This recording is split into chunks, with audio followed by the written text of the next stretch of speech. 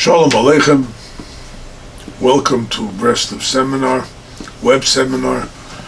It's Parshat Emor, and Parshat Emor is the longest Parsha in Vayikra. Parshat Emor speaks about a lot of different laws. It speaks about laws of the Kohanim, laws of impurities, some laws of impurities. It speaks about the laws of what happens if a person has a blemish or is handicapped, whether he could serve in the temple. It has laws of which animals are acceptable as sacrifices, when they're acceptable, whatnot. And then a good part of the Parsha is taken up with the laws of the festivals. First it starts with Shabbos, then Pesach, then the Omer, then Sfira and Shavuos, and then Rosh Hashanah, Yom Kippur, Sukkot. And the end of the Parsha, it has to do with the candelabrum that was lit in the temple. It has to do with the breads, the showbreads that were baked for the temple, and then the story of a man who cursed Hashem. That's the Parsha. There's many things to focus on. They're all somehow connected, but let's start from the beginning, and most of our focus will be on Sfira. But the Sfiras Omer, which we're now in the middle of, but let's start with Emor, Kohanim. The laws of purities and impurities for Kohanim. A Kohen, Rashi explains in many places, a Kohen means a server, someone who serves in the temple. Somebody, it's a badiner in Yiddish, somebody who's going to serve, right? Somebody who wants to serve Hashem has to keep himself pure. That's the laws, how the Parsha opens. He also has to see not to blemish himself, right? A blemished person, right? Handicap is physically is one thing, but we know that all blemishes, if they're there, most of them really are in the character. Person is not a flawless person. Person does have character defects. And though the laws are clearly stated about physical defects, right, our concentration is on the spiritual defect, right? If I have arrogance, if I have anger, if I have the brazenness, I'm very chutzpahdik, if I have any of these character flaws, I want to win, I want to be the guy, I'm the top man, all these things are all included in different ideas and whatnot. These are the blemishes really that we have to avoid, right? Same thing, we have animals, right? We want an animal to bring a sacrifice. Of course, we don't want to die ourselves. So if we're going to sacrifice to Hashem, we're going to sacrifice something else. No. You can't give God something that's blemished either, right? You want to serve God, try and serve Him with a little simplicity, a little purity, a little emes, truth. Truth is one. Truth is an exact thing. Whereas a blemished item can have a lot of different blemishes, small ones. Some of them we may not even notice.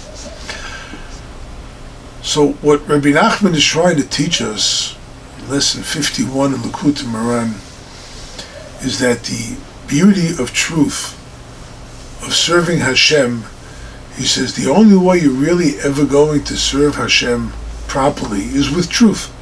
Just be honest with yourself, right? Yeah, we have blemishes. Acknowledge the blemish, right? Some of them can be acceptable. Many not, but some can, right? But if I'm honest, then I will understand which blemishes I have to correct, which blemishes are not really for me, and then I will correct it. And then he says that the truth is one. This is a famous statement of Rabbi Nachman. The truth is one. There can be many lies, but there's only one truth, real truth, right? And in truth, then everything becomes perfected. It becomes perfected. So we have to strive for that truth. The Talmud teaches us, Reb Shimon ben Shetach, one of the very early Tanoim in the time of the Second Temple. I would think he was the fourth generation. So Reb Shimon ben Shetach had a person that used to steal. And he did found himself in a lot of hot water all the time. And whenever he wanted to do tshuva, he came to Reb Shimon ben Shetach. Reb Shimon ben Shetach said, listen, there's so many things that are wrong. What do you want me to say, right? And this is not exactly the way the conversation went, but basically for our understanding, this is what happened. I have these things wrong and those things wrong. What am I supposed to do? He says, I'll give you one piece of advice. Always tell the truth. That's what Reb Shimon ben Shetach told him. Always tell the truth. Never tell a lie. So then, every time the person had to do something, well, he was going to make up an excuse. If I make an excuse, then I'm lying. No good. Can't do it that way. So little by little, he got himself used to telling only the truth. And by telling the truth, he became an exemplary person. And that's one of the lessons what we have about the blemishes. Then we have the laws of the festivals, Shabbos, because Shabbos is the first of all festivals. Shabbos means you recognize that God created the world, and God created you, and if He wants you to rest on Shabbos, that means He will sustain you even if you don't do work. Even if you feel you do your work, that's what provides for you. Well, God could sustain you even without that work. So you have belief in Hashem. That's the fundamental belief in Shabbos, in God's creating the world. It's called Chidush HaOlam, the renewal of the world. When you have that, then all the festivals fall into place. Pesach, I'm a free nation. We discussed Pesach before Pesach. But I'm a free nation, Pesach. And gee, what does that mean to me? It means I'm free to do what I want, of course within the confines of the Torah, but I'm free, but I recognize it because Hashem made me free. It's again, in addition to the belief of what Shabbos represents. Then the Torah details the next couple of lines, the Emor, the bringing of the barley sacrifice on the 16th day of Nisan, the second day of Pesach. And then the Torah talks about counting the Sphira, which will continue again in next week's Parshat. But right now, the counting of the Sphira means that I have to count 50 days from the first day of Pesach until Shavuos, right? Which is 50 days in between. We count 49 days of Sphira. We start the night after the first day of Pesach, so that the 16th day of Nisan becomes the first day of Sphira. There are 49 more days, and the 50th day is now Shavuos. We have to count the days.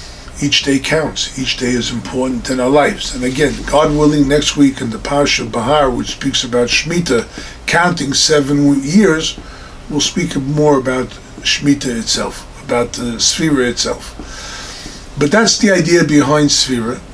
And then, of course, once we count Sphira, we could receive the Torah. Why? Because we made our days count. Our days are important to us. And so therefore, here's a Torah which tells you how you can make use of your days, that they really count. So that from Sphira, from counting, from being careful and understanding the value of life, the value of my days, each day of mine, each hour, each second of my life, then I can come to Shavuos, to receiving the Torah. Then, of course, comes Rosh Hashanah Yom Kippur. You've received the Torah. That's great. And you have your responsibilities and your obligations. That's great. So now, Rosh Hashanah, we take account. What did I do this year? I had 365 days. What did I do this year? What did I accomplish? Where did I go with my life? and you have to take an accounting. And Yom Kippur, I have to realize that I did things wrong during the year. I made mistakes, perhaps intentional. Mostly they were just mistakes, something stupid that I did, whatever it may be, right? By taking account of myself, then I'm able to rectify that which is wrong. If I rectify it, then I have Sukkos. Sukkos, the Torah tells us, the time of joy, time of happiness.